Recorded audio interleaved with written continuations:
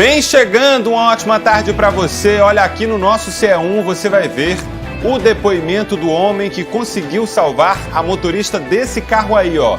Ela perdeu o controle da direção hoje cedo ali na Avenida Washington Soares, bateu num poste e o carro pegou fogo. E aí, num ato heróico, esse homem conseguiu chegar a tempo e impedir o pior. Hoje tem também a prisão de 3 suspeitos por tráfico de drogas e olha só onde a polícia encontrou os tabletes de maconha. Dentro da geladeira, minha gente. Outro caso, hein? Bandidos armados renderam hoje cedo funcionários de uma casa lotérica. As câmeras de segurança registraram toda a ação e o prejuízo foi de pelo menos R$20 mil. E com a ajuda das imagens do espia, a polícia conseguiu prender 4 suspeitos.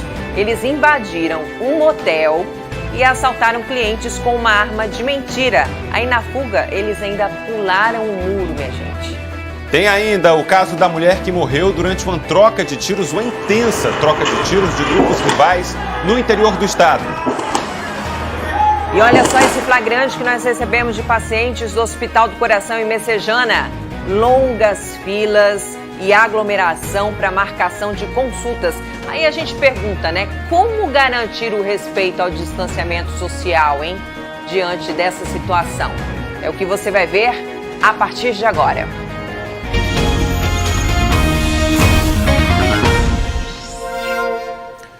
Começando e já abraçando você que nos acompanha aqui na hora do almoço. Uma honra, uma satisfação, 12h03, sextou, né? Vamos lá, muita notícia a partir de agora para você até 1h. Teve um acidente hoje cedo ali na Avenida Washington Soares. A gente abriu com esse destaque do nosso CE1 na capital. Um carro pegou fogo depois que bateu num poste e um rapaz que pediu para não ser identificado conseguiu salvar a motorista do incêndio. Veja aí com o Alisson Ferreira. O acidente aconteceu por volta das 4h30 da manhã, bem no cruzamento aqui onde nós estamos, na Avenida Washington Soares com a Rua Feliciano de Ataíde.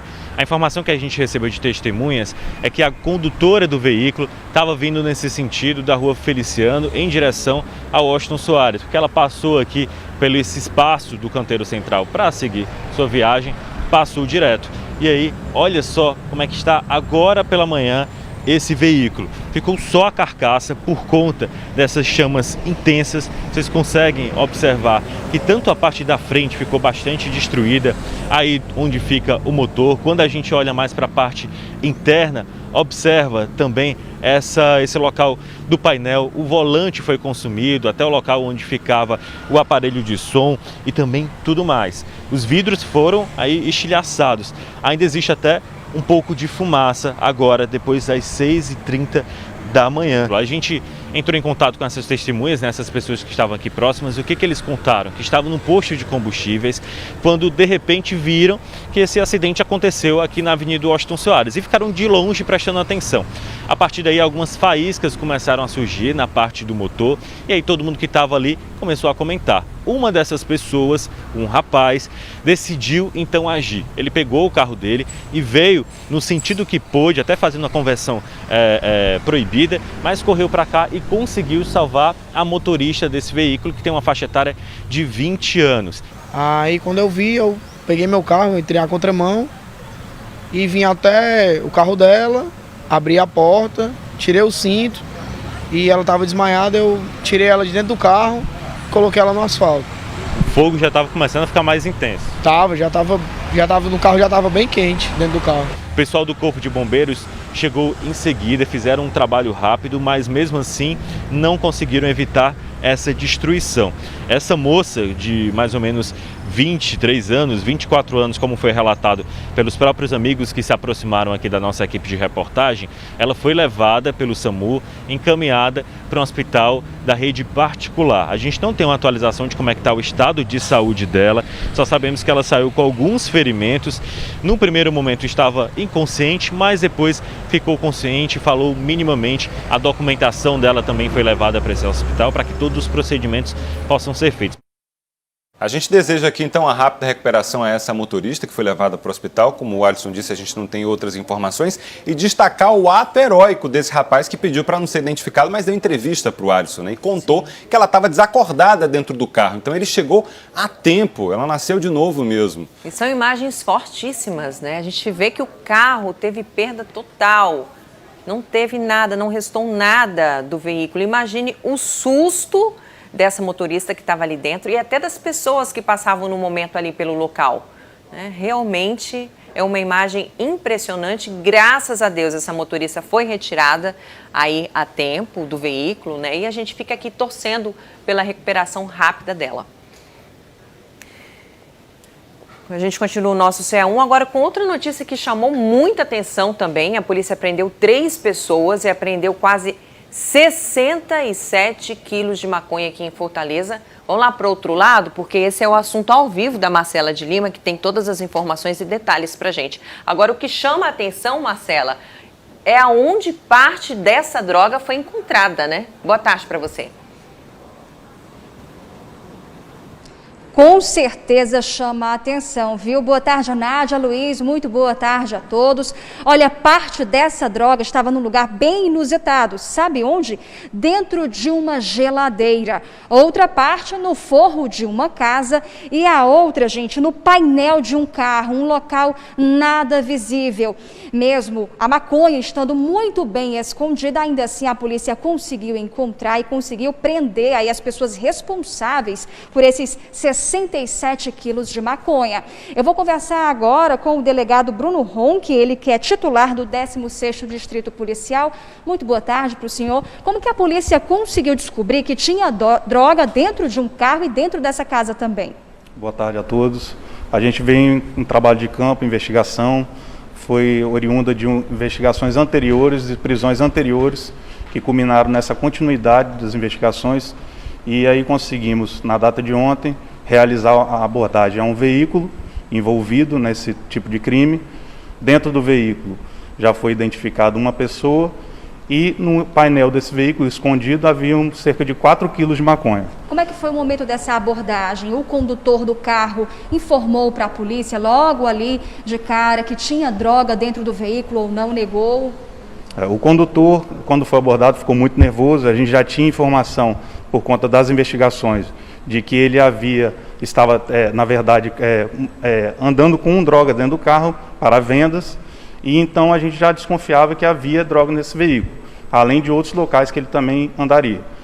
Por conta disso, diante das investigações anteriores, a gente conseguiu lograr isso no painel do carro, com esses 4 quilos de maconha. Onde aconteceu essa abordagem? No bairro Janguruçu. Aqui mesmo em Fortaleza. Então, agora só tinha 4 quilos de maconha, né? Nós estamos falando aí de 67 quilos de maconha, tudo isso foi apreendido. Toda a outra parte estava dentro de uma casa, né? Onde? Isso. Posteriormente, a gente já tinha informação dessa casa, por conta das investigações também, e a equipe diligenciou até essa residência, que é em Taitinga.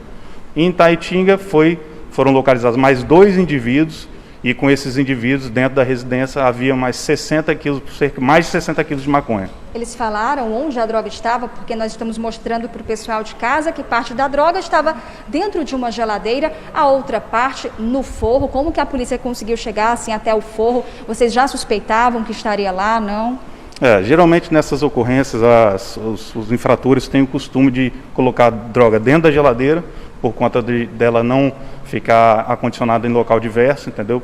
Para a continuidade das vendas, que às vezes pode demorar um pouco, e também esconder nos cômodos de casa, forro, seja onde for, para dificultar o trabalho da polícia. O carro, ele fazia então o transporte aí dessa droga, então tudo isso era vendido? Isso tudo para venda. Quais os locais onde esse grupo costuma atuar? Nós identificamos região metropolitana e a capital toda.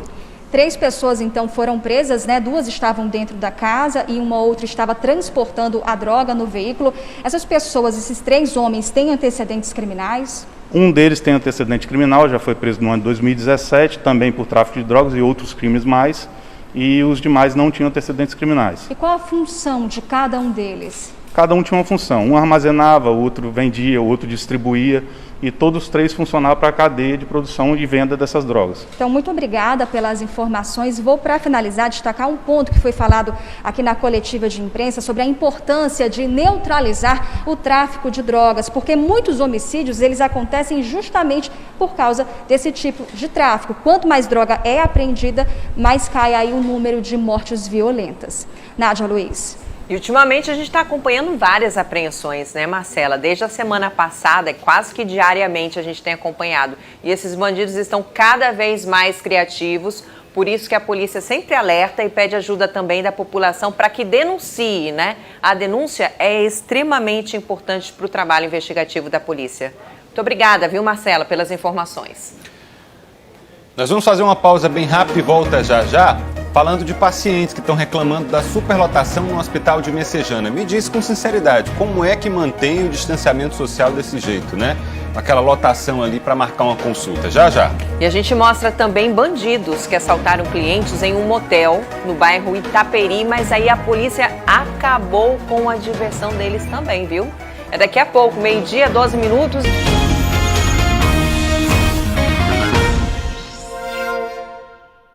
Avisa aí, geral, que nós já estamos de volta com o nosso CA1, 12h, 14 minutos, para falar de uma operação do Ministério Público que descobriu o envolvimento de mais servidores públicos. É isso mesmo que você viu, servidores públicos pagos com o seu e o meu dinheiro em crimes de sonegação fiscal e também corrupção. Quem traz as informações para a gente ao vivo é a Vânia Monteiro. Conta aí, Vânia, foi que o Ministério Público descobriu? Uma boa tarde. Oi, Luiz, boa tarde a você e a todos ligados aqui no CA1. Pois é, esse esquema que o Ministério Público está desarticulando já gerou um prejuízo de mais de 700 milhões de reais à Secretaria da Fazenda. E ontem foi cumprido esse mandado de prisão contra um auditor fiscal do posto fiscal de Penaforte, o Flávio Henrique Furtado Lima. Ele foi preso em prisão temporária e está prestando esclarecimentos. Quem vai falar com a gente é o doutor Ricardo Rabelo, que é promotor de justiça aqui do Ministério Público. Doutor Ricardo, explica para a gente, boa tarde para o senhor, como é que esse homem, esse auditor fiscal, ele agia nesse esquema? Ele já tinha também muito dinheiro em contas próprias, não é isso? Exato. Bom, essa operação de ontem é um desdobramento das operações anteriores e nós verificamos fortes indícios do envolvimento de um pequeno grupo de servidores públicos envolvidos também no esquema da Alumna, no esquema da empresa Bandeira. E uma vez afastados os sigilos bancário e fiscal, nós verificamos na conta bancária do servidor dezenas de transferências bancárias oriundas de um foragido da primeira fase da operação, além de cerca de 2 centenas de depósitos não identificados também na conta bancária do citado servidor. E como é que ele agia no posto fiscal? Ele homologava notas fiscais de produtos que não existiam? O esquema Bandeira, ele girava muito em torno de um teatro, de uma circulação absurda de notas fiscais fictícias, sem mercadorias. E essas notas, algumas eram homologadas em ambientes internos, mas boa parte era também homologada no posto fiscal de Penaforte. E o Flávio era um desses servidores que atuava nessa homologação, nessa legitimação de notas fiscais fraudulentas e, em contrapartida, recebia aí nas suas contas bancárias, de uma forma bastante constante, dinheiro oriundo do esquema criminoso. O senhor falou desse teatro, você se referiu isso a teatro, até porque essa empresa de alumínio tinha várias empresas de fachada, inclusive em outros estados, não é? Isso é um esquema grande que passa os limites do Ceará. Isso, é um esquema multimilionário. Nós verificamos cerca de quase 2 dezenas de empresas de fachada, empresas de fantasmas, sediadas no Maranhão, Piauí, aqui no Ceará, Pernambuco, Bahia, São Paulo, e que serviam ao esquema da empresa Bandeira nesse teatro, nessa circulação fraudulenta de notas fiscais e geração de créditos, consequentemente de créditos fraudulentos, créditos fiscais. Essa é a terceira fase, é um desdobramento de fases anteriores. Essa investigação vem desde 2018, as primeiras fases foram no ano passado e até agora mais de 20 pessoas já foram presas. Como é que o esquema, no total, ele agia? Por que havia tantas empresas de fachadas? Como é que tudo funcionava? Isso, é um esquema bastante complexo, mas enfim, de uma forma bastante resumida. Como eu disse, a empresa Bandeira ela tinha uma certa produção de alumínio, mas o principal produto que ela vendia era crédito fiscal. Então, para que ela pudesse legitimar essa produção fictícia que na realidade ela não produzia, ela precisava dessas empresas de fachada como espécie de fornecedoras de material e de notas fiscais para que pudesse legitimar essa produção fictícia por parte da empresa bandeira e assim vender créditos fiscais para empresas sediadas em diversos outros estados da federação. Muito obrigada por essas informações, doutor Ricardo Rabelo. E é isso, um esquema que vem sendo investigado pelo Ministério Público desde 2018, já está em sua terceira fase, prendeu mais de 2 dezenas, mais de 20 pessoas e deve continuar ainda com mais desdobramentos. Repito, um prejuízo aos cofres públicos de mais de 700 milhões de reais. Luiz, Nádia. Começa com um ato de corrupção achando que não vai ser pegue, né? O Ministério Público sempre atento. Muito obrigado, Vanifer. 12:18. Ontem a gente mostrou aqui no CA1 mais um caso de violência sexual. A gente vai conversar agora com o Fabiano Rodrigues para continuar repercutindo esse caso. Ô Fabiano, infelizmente os casos têm aumentado cada dia, né? Boa tarde para você. Boa tarde, Nádia. Boa tarde, Luiz. Boa tarde a todos. Infelizmente, sim, a gente tem falado bastante sobre esse assunto, não é um assunto muito confortável, né, de estar falando. Ontem, nesse caso específico, né, um encontro começou numa rede social e que terminou em agressão e até estupro. Para continuar falando sobre esse caso, porque existem desdobramentos importantes dele, a Biana Alencar está ao vivo com a gente. Biana, você ouviu a delegada, a vítima parece que já falou. Conta pra gente outras informações, Biana, boa tarde.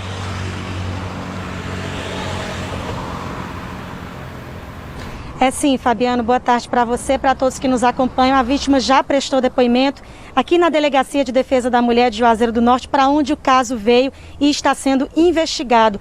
Ela relatou exatamente o que aconteceu. E foi bem como a gente noticiou ontem, quando dissemos que ela tinha um diálogo já prévio na internet com essa pessoa, marcou o encontro, a princípio, num local público, mas infelizmente terminou dessa forma. A delegada Débora Gurgel conta mais detalhes. Vamos ouvir.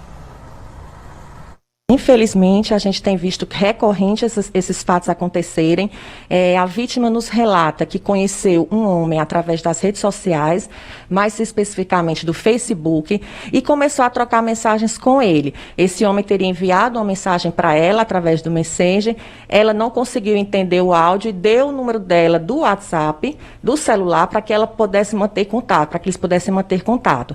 E através daí, naquele mesmo dia, ela conheceu ele. Ele já chamou ela para um encontro, prometendo algumas coisas para ela, inclusive levá-la ao salão, comprar uma roupa. Então já marcou o encontro, ela foi a esse encontro, ele marcou inicialmente em uma praça, né, em um local público, mas de lá ele já saiu com ela, chamando para ir para outro local, outro estabelecimento, que seria um bar, e desse bar, depois que ele ofereceu bebida alcoólica para ela, eles saíram. Ele disse que ia entrar em contato com um amigo, queria buscá-los para ir para outro local, e foi se distanciando do local público onde havia movimentação de pessoas. Ela disse que perto desse local existia um matagal e ele saiu arrastando ela para esse matagal, aonde então ele a violentou, praticou o crime sexual contra ela, o estupro, né? De lá ela conseguiu sair do local e conseguiu pedir auxílio na UPA, nas proximidades da UPA, onde então a Polícia Militar foi acionada. A regra é desconfiar sempre. A gente até pediu orientações à delegada, o que fazer, como se prevenir de situações assim, onde no momento de isolamento nós estamos muito mais conectados e até vulneráveis a uma situação como essa. E ela explicou exatamente isso, é se prevenir, é desconfiar, é não compartilhar informações pessoais. Quando for ao encontro, já sentindo confiança que vai conhecer aquela pessoa, sempre marcar num local público, avisar familiares, tentar se prevenir o máximo possível para que situações como essa não aconteçam. E o principal, acontecendo o fato, é denunciar. Nesse caso, a vítima quebrou o silêncio, foi procurar a delegacia, mesmo não sendo a Delegacia de Defesa da Mulher, ela foi à noite, fez a denúncia, venceu aí o preconceito e esse caso está sendo investigado. A polícia já tem todos os dados e a qualquer momento a gente pode estar noticiando aqui a prisão desse suspeito. Volto com você, Fabiano. A denúncia, Biana, é um recado importante que fica principalmente nesse caso. Obrigado, Biana, pelas informações. Bom, o início da semana foi marcado por aglomerações aqui em Juazeiro do Norte. Uma em especial não era de fato para acontecer, houve um cuidado em torno disso, mas não adiantou muito. Foi a procissão aqui da padroeira de Juazeiro, Nossa Senhora das Dores. A gente tem imagens, inclusive. A ideia da igreja era passar com o carro andor apenas para que as pessoas observassem, mas acabou havendo aglomeração, muita gente na calçada, acompanhando inclusive esse cortejo no último dia 15, na terça-feira, como eu falei. Então, é um exemplo, mas teve outro também, aglomerações em convenções partidárias que também acabaram na última terça-feira, 2 delas na terça e uma no domingo, estão sendo investigadas pelo Ministério Público, que quer apurar responsabilidades, quem sabe para punir os responsáveis por essa falta de distanciamento social obrigatória nesse momento de pandemia. O Ministério Público falou com a gente. Enquanto promotor em defesa da saúde, é averiguar, né, quem foram os responsáveis pela organização desse evento, porque isso descumprimenta aos decretos estadual e municipal, que não permite ainda, aqui na região do Cariri, especificamente em Juazeiro, que também tem o seu decreto próprio, não autoriza ainda eventos de qualquer natureza ou reunião para quaisquer fim. Então, existe a responsabilidade aí administrativa, civil, a responsabilidade penal, e esses autores da organização desses eventos, eles precisam ser identificados para que sejam chamados a sua responsabilidade. Existe aí um dano moral coletivo que precisa ser reparado. E fica, Nádia, o recado dado, porque daqui para o final do ano, aqui no interior principalmente, muita festa religiosa está marcada para acontecer e vem eleições municipais por aí. São 2 situações onde o distanciamento social e o uso de máscara são muito importantes e vão continuar valendo, apesar disso tudo, né, Nádia? Com certeza, Fabiano. Daqui a pouco você volta com mais informações aí da região do Cariri pra gente. Até mais, viu?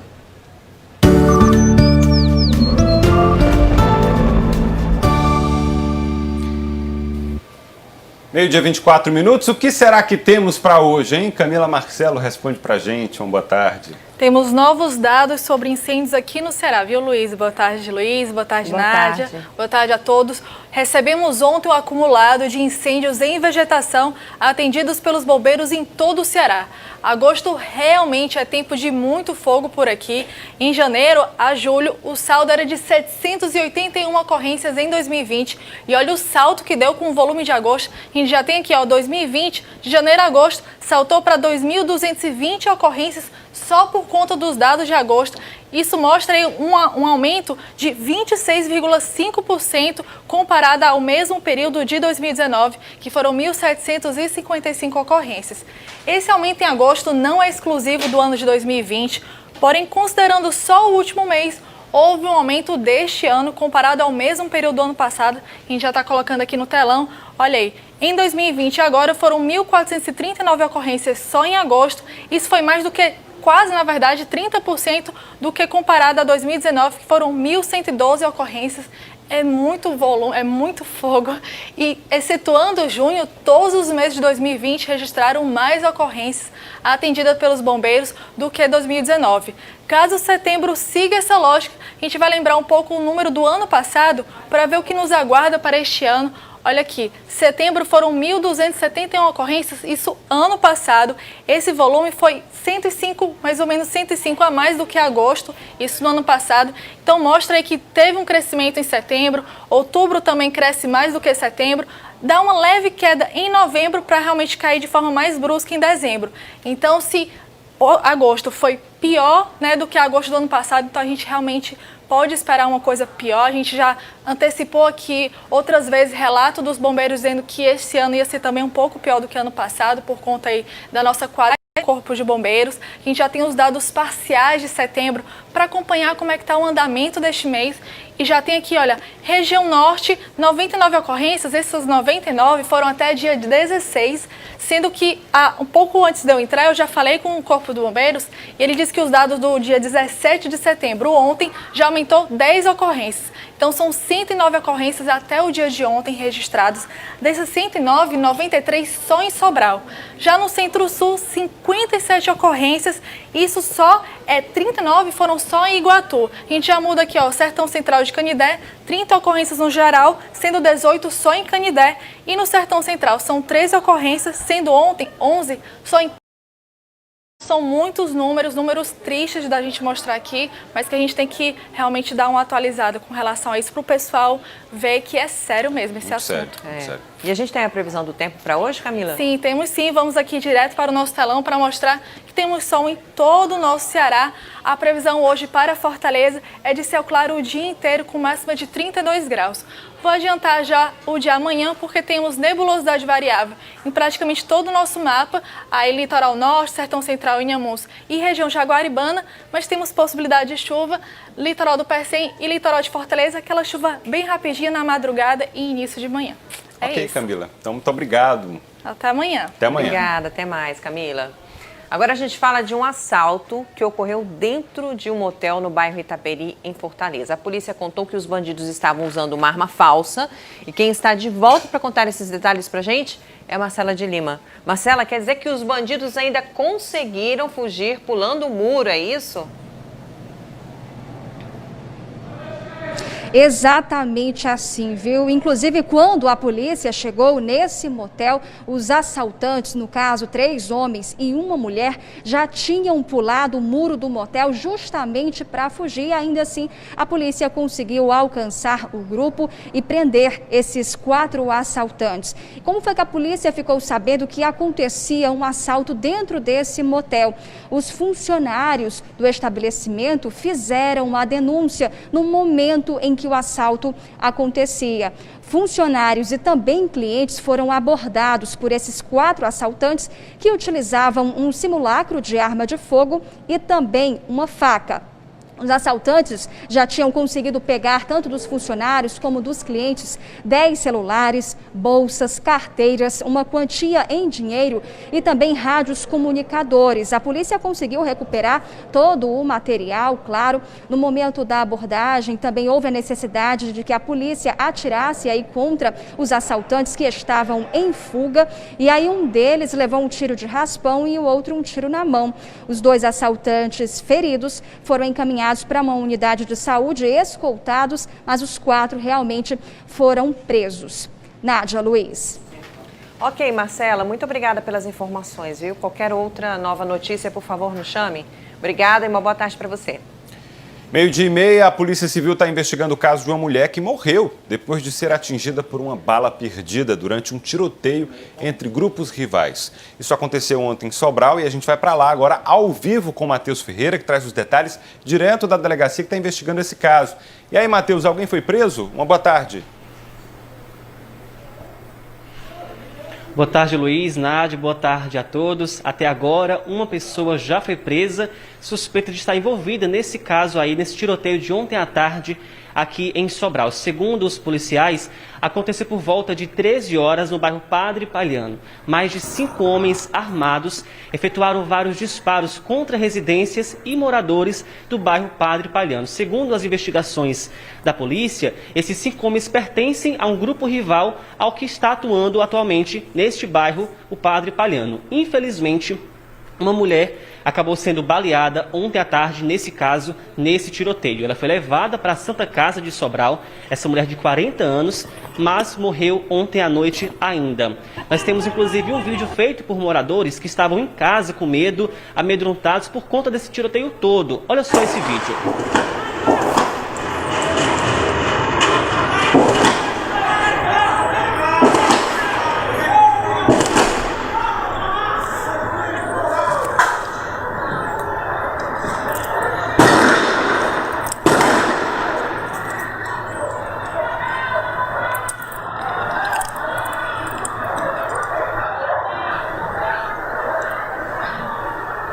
Bom, como eu disse, uma pessoa foi presa, mas há mais pessoas envolvidas nesse tiroteio. O delegado municipal de Sobral, Zaniel Vasconcelos, tem mais informações sobre esse caso. Delegado, quantas pessoas em média estavam nessa ocorrência de ontem? O que motivou todo esse tiroteio? Boa tarde. Boa tarde, Matheus. A gente ainda está apurando todos os fatos, né? O que a gente tem de momento é que era aproximadamente 5 ou 7 indivíduos, né, do bairro vizinho. O que separa os 2 bairros é apenas um canal. E a predominância de uma facção em um bairro e de outra facção no outro, por isso a motivo da disputa, certo? A gente está trabalhando ainda, a gente está investigando. Ontem a gente teve a prisão em flagrante de um dos indivíduos.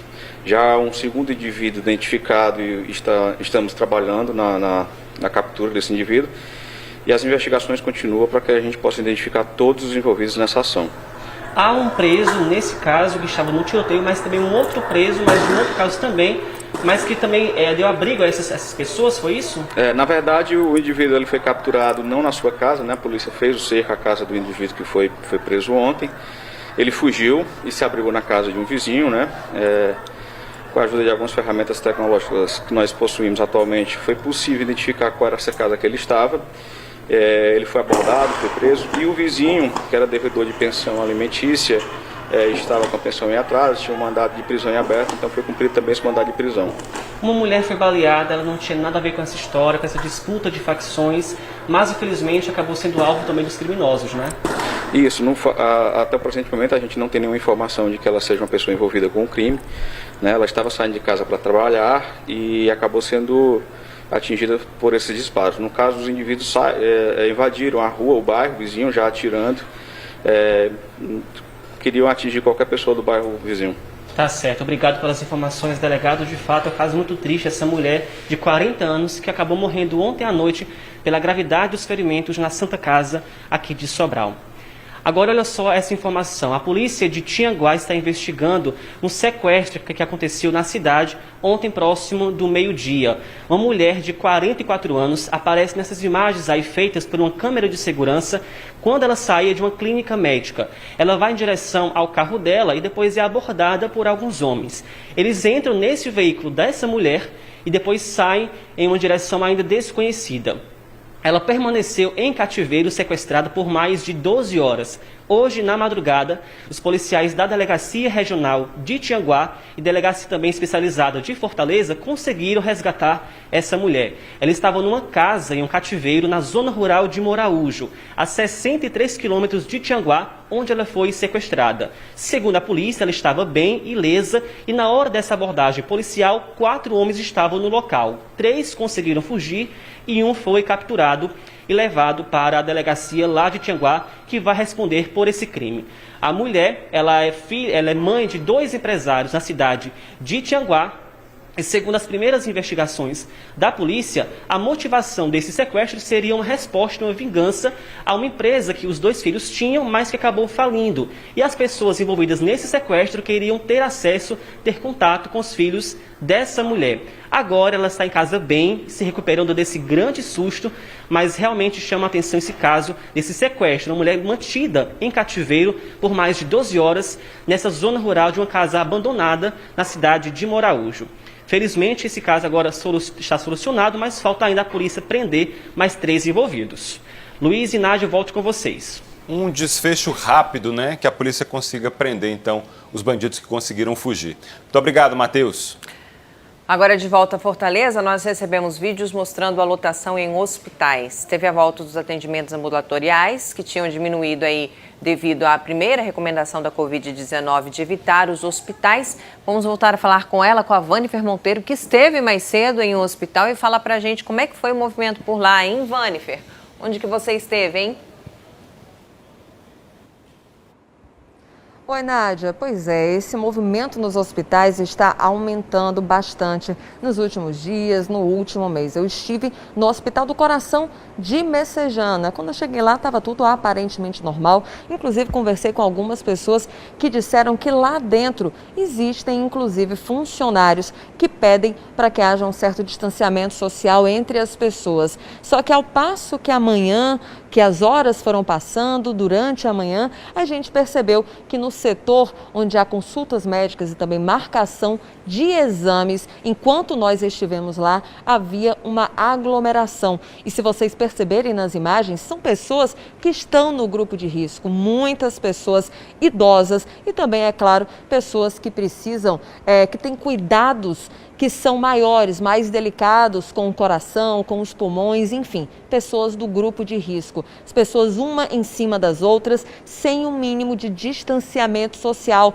realmente numa fila que não dava nem para entender onde é que começava e onde é que terminava. Agora, esse problema de aumento das consultas ambulatoriais, que é claro, muitas pessoas deixaram de ir por causa da Covid-19, foi determinação estadual, isso tem aumentado também em outros hospitais. De acordo com a Secretaria Municipal de Saúde, o pico da Covid-19 aqui em Fortaleza foi no dia 19 de abril. Só para vocês terem uma ideia de como é que está. Nesse mês, em abril, foram mais de 5.300 atendimentos de pessoas que não tinham nenhum sintoma relacionado à Covid-19. Então, para vocês terem uma ideia, no mês passado, esse número de mais de 5.300 aumentou para mais de 21.200 atendimentos de pessoas procurando os ambulatórios de hospitais do estado, um aumento de quase 300%.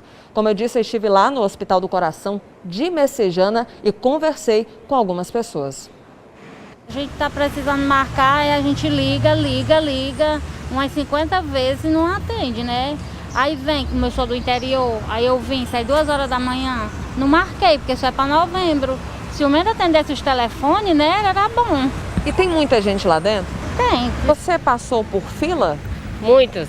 Até agora ainda tem mais, né, ainda. Agora... Tá desde que horas em fila, em espera? 5h40. Chegou 5h40, agora são mais de 9 horas. Fomos atendidos agora e agora a gente vai para a fila dos exames, que só Deus sabe que hora que eu saio daqui. Hoje eu vim trazer minha mãe para tentar remarcar o retorno dela da cirurgia. Você tá vendo que a fila faz tipo caracol? Aí você não sabe dizer se a fila tá pequena ou não, ali para dentro. Porque o posto de atendimento é ali naquele vidro e ela tá indo lá na frente ainda. Te preocupa essa aglomeração? Ela tem quase 70 anos, com 2 cirurgias, meu medo é que ela não faz bem. Tem meu pai, né, que já está com 80 e tem Alzheimer, então... Eu tinha uma consulta marcada pro dia 29 de junho, aí tá tudo parado, aí eu retornei hoje.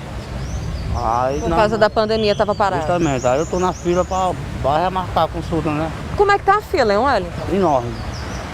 Enorme e muita gente em cima da outra? Muita gente. Uma grande preocupação para essas pessoas que têm idosos nessas filas ou as que estão mesmo nessas filas por causa da pandemia. Ainda estamos vivendo um momento de pandemia. O Hospital do Coração de Messejana nos enviou uma nota, eu vou ler parte dela aqui dessa resposta do hospital. De acordo com o Hospital de Messejana, está informando que iniciou em julho o retorno gradual das atividades do serviço de pacientes externos. A marcação de consultas eletivas de algumas especialidades já foi iniciada e os atendimentos acontecem por ordem de chegada. Idosos acima de 60 anos têm prioridade no atendimento. A gente viu pelas imagens que grande maioria dessas pessoas que precisam desse atendimento são idosos.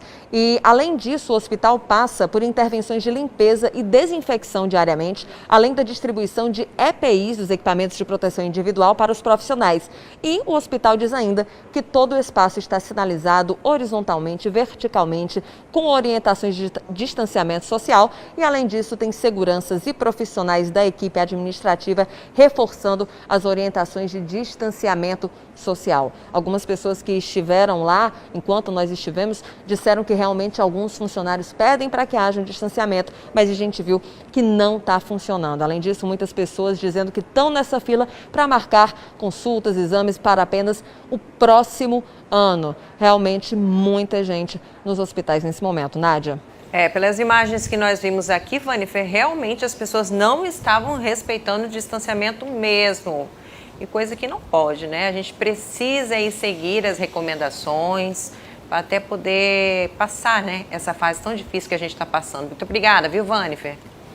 A gente lembra aqui que o CE1 é feito com você aí do outro lado pelo 988-87-5065 e hoje nós vamos com a contribuição da Valnice do Vicente Pinzon aqui na capital. Alô, Valnice, olha o seu vídeo aqui, ó. Bom dia, moro no Vicente Pinzon e olha a situação do ônibus. Como é que não pega coronavírus? É um ônibus que faz Aldeota Vicente Pinzon. E aí ela espremida já, conseguiu sentar, tá de máscara, mas várias outras pessoas, o corredor também lotado, bem difícil a situação, né? E aí você diz assim, mas tem restaurante que tá lotado, mas no restaurante vai quem quer. Mas a praia tá lotada, mas na praia vai quem quer. O ônibus não, minha gente. O ônibus, às vezes, é o único meio de transporte que o trabalhador tem para ir trabalhar. Ele não tem opção, não. É o jeito. E aí como é que mantém o distanciamento? A empresa de transporte urbano de Fortaleza, a Etufó, diz que a frota de ônibus tá o quê? Se puder passar, me ajuda, hein? Tá o quê a frota de ônibus? está compatível com a procura, que caiu 53,4%. Hoje são transportados, segundo a Etufó, 480 mil passageiros e antes da pandemia era em média 900 mil. Ainda segundo a Etufó, 80% da frota estão circulando. Mas fica aí a reclamação, então, dessa senhora que mora no Vicente Pison e de outros tantos trabalhadores. Vamos para mais uma pausa aqui no nosso C1. É bem rápido, a gente volta falando sobre um serviço online para pessoas com transtornos mentais. E fala também de um assalto hoje cedo a uma lotérica na capital. Os bandidos renderam os funcionários quando esses funcionários estavam para abrir a agência. 12h, 43 minutos.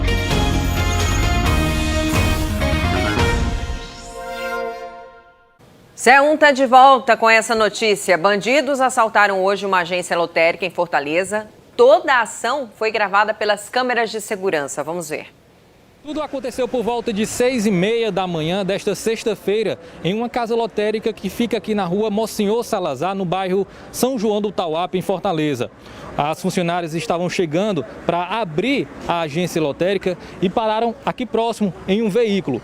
Elas desceram, estavam acompanhadas de 2 homens que também vieram deixar essas funcionárias aqui e logo mais à frente parou um carro onde 2 homens desceram. Eram os 2 assaltantes que, logo após descerem do veículo, abordaram as pessoas que estavam nesse carro, as funcionárias e também esses 2 homens, e tudo foi registrado pelas câmeras de segurança, que mostram toda a ação que ocorreu nessa casa lotérica. Logo em seguida, eles entraram com os funcionários e também esses 2 homens dentro da agência e lá efetuaram esse roubo. Segundo os funcionários, cerca de 20 mil reais foram levados por esses bandidos e, inclusive, a gente conversou com uma das funcionárias que relata os momentos de tensão que viveu junto também com esses colegas na manhã desta sexta-feira aqui dentro da agência lotérica. Quando a gente está descendo do carro e ele já aborda meu filho e meu marido, os 2 armados, e já manda todo a gente entrar dentro da lotérica. Quando a gente entra,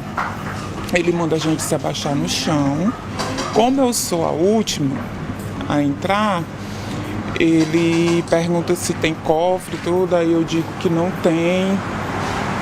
Aí ele pega, dá uma coronhada na minha cabeça e me empurra para mim baixar no chão também. Eles desistem de procurar o cofre, leva só o que está ali nas vistas deles, nas gavetas, né? Que ele leva o dinheiro das gavetas da gente abrir. Justamente é o período que está pagando Bolsa Família, né? Que precisa de mais dinheiro para abrir a loteria. Tinha um muito agressivo e o outro mais calmo. Aí eles levam moedas, dinheiro de bolões, dinheiro de fundo de caixa e vão embora.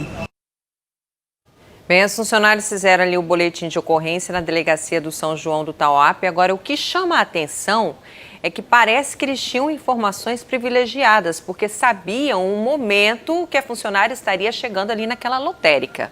No mínimo estranho, né? Muito estranho. E momentos de terror, né? Que essa funcionária e a família passaram ali na mão desses bandidos, né?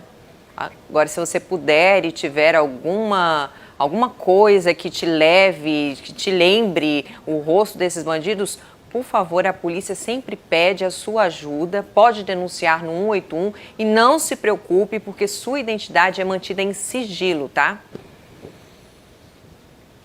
Agora para um pouquinho e respira fundo, né? Porque a gente sabe que a pandemia tem causado muitos transtornos e isso acaba afetando o psicológico de muita gente. Para dar apoio a essas pessoas, um hospital aqui da capital está oferecendo consultas online de graça. O Almir Gadelha tem outras informações. Como é que funciona esse serviço, hein, Almir? Boa tarde.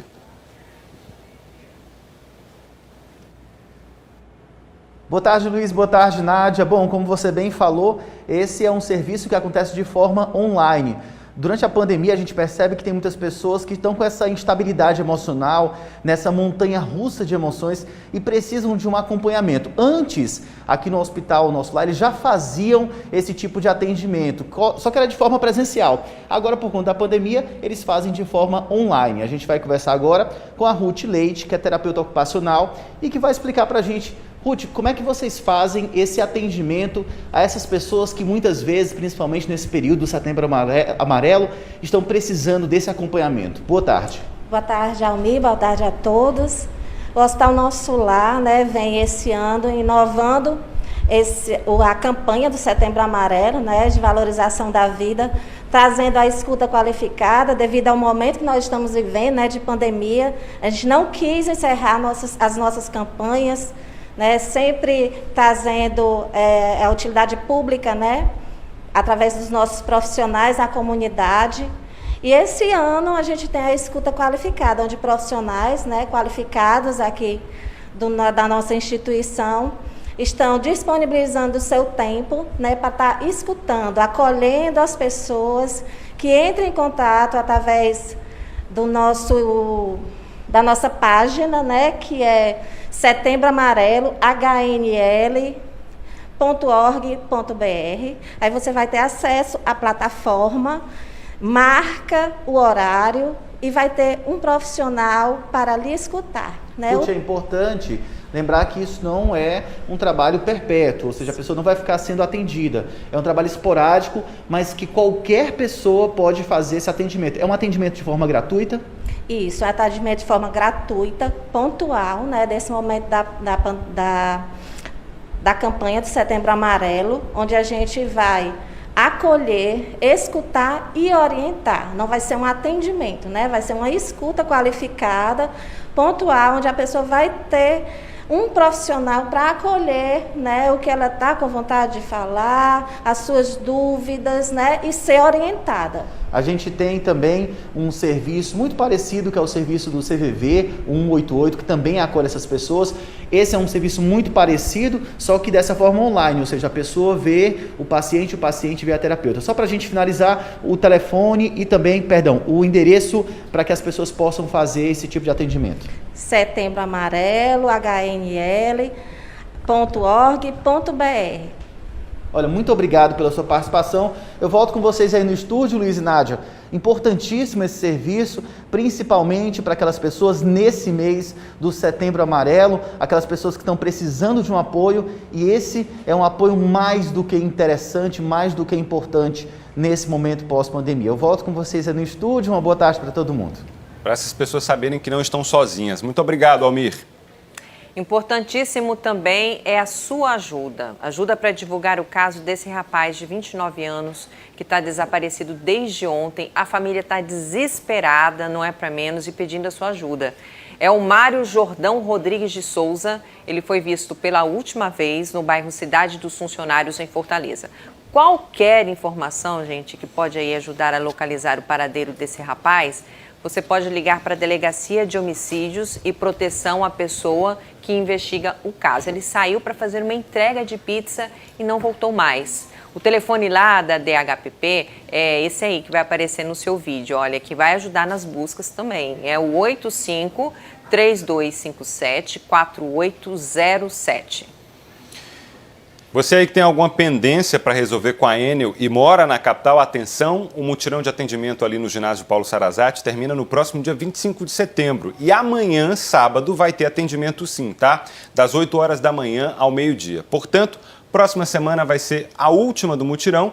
O horário de segunda a sexta é das 8 da manhã às 4 da tarde. Lembrando que não precisa agendar. O atendimento é por ordem de chegada. Depois desse mutirão, aí sim, o cliente vai ter que procurar uma das lojas da Enel e nas lojas o atendimento é agendado. Por isso, fique atento.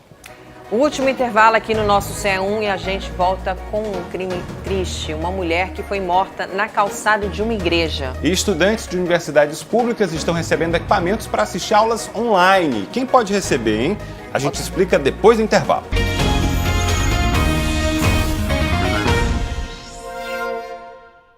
De volta com o caso de uma mulher que foi assassinada hoje na calçada de uma igreja. Isso foi no bairro Coqueiral, em Maracanaú, região metropolitana da capital. A polícia contou que os tiros foram ouvidos ainda na madrugada. E quando os agentes chegaram ao local, encontraram a vítima de aproximadamente 25 anos, já sem vida. Ela não estava com documento e até o momento não foi identificada. O caso vai ser investigado pela Polícia Civil. E agora vamos voltar com as notícias do Cariri, agora sobre educação, não é isso, Fabiano? É isso, Nádia, porque o IFCE, aliás, as instituições de ensino superior demoraram um pouco para voltar às aulas remotas, né? E muita gente reclamou de falta de equipamento. O IFCE deu um jeito nisso, a gente mostra agora. No total, 99 tablets estão sendo entregues aqui no campus do IFCE em Juazeiro do Norte. Equipamento super importante para os alunos acompanharem as aulas que estão acontecendo de forma remota desde junho. É uma medida estabelecida aqui pela nossa instituição para facilitar o acompanhamento das aulas remotas pelos nossos estudantes. Além desses tablets, nós também distribuímos chips com um pacote de dados de 20 GB que vão ser custeados pela instituição até o final do ano. Os chips não tiveram limitação de quantidade, então todos os alunos que precisaram foram atendidos também. Houve uma triagem, né? Por que houve essa seleção para os alunos? A triagem aconteceu porque nós não tínhamos como oferecer um tablet para cada aluno, que era o nosso objetivo inicial, então a situação de vulnerabilidade social deles. Assim, puderam concorrer aos tablets os alunos que são oriundos de escola pública e que têm uma renda familiar per capita de até meio salário mínimo, para que nós possamos oferecer o tablet para aqueles alunos que mais precisam. Estava muito complicado, porque a gente pelo celular, uma coisa pequena, minúscula, às vezes você não entendia o professor falando bem direito. E com a entrega desse tablet agora, a gente vai melhorar bastante a vida do aluno em aprendizagem. A Universidade Regional do Cariri também resolveu apostar na distribuição de equipamentos, mas não tablet. A instituição vai dar apenas os chips para os alunos mediante uma inscrição na internet.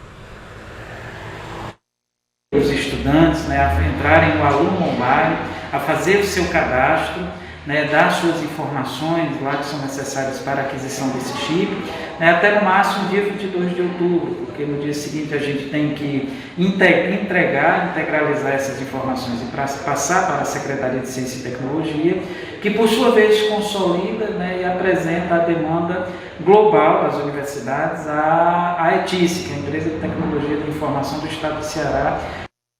Esse cadastro e outras informações sobre a distribuição de chips na URCA, os alunos podem encontrar no próprio site da entidade. Nádia. Tá certo, Fabiano. Muito obrigada, viu, pelas informações. Grande abraço aí pro pessoal aí do Cariri, viu? Até mais. Muito legal, nem todo mundo tem acesso, né? A internet é isso mesmo. Bom, vamos dar uma olhadinha no trânsito neste momento, antes de encerrar o nosso CE1, para ver como é que está a situação agora. Olha aí, Alberto Craveiro, com o trânsito fluindo. À sua esquerda, os carros que seguem no sentido do aeroporto. Mais um pontinho para mostrar, agora leste-oeste, ali na altura do Mercado Central, com o trânsito fluindo também.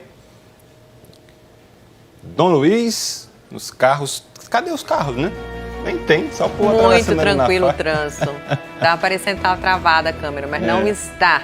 Tocou a musiquinha, o CE1 está ficando por aqui, mas a gente volta amanhã ao meio-dia, logo depois do É de Casa, desejando uma excelente tarde para você. Tá chegando o Globo Esporte, um excelente fim de semana, a gente volta a se ver amanhã, pela graça do Senhor. Um abraço!